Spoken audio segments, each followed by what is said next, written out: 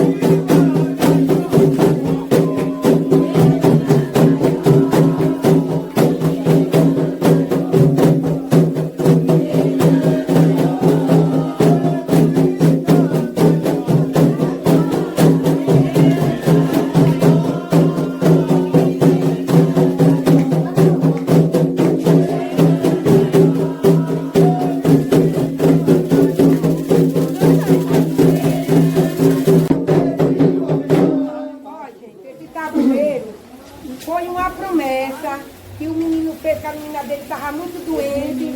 Esse menino fez para meu pai Obaluaê que saísse, que assim, que pegasse o mês de agosto, ele dava o tabuleiro. Como teve o ADK de Marta Salles, aí a gente aproveitou para poder soltar o tabuleiro. É tanto que não tem o Obaluaê vestido, ele é de Obaluaê, veio pegado no tabuleiro de Obaluaê, mas ele ainda não rodou no canto. Mas que todos estão vendo que não foi assim. O tabuleiro programado foi uma promessa. E aí nós estamos aproveitando e estamos soltando o tabuleiro, tá certo?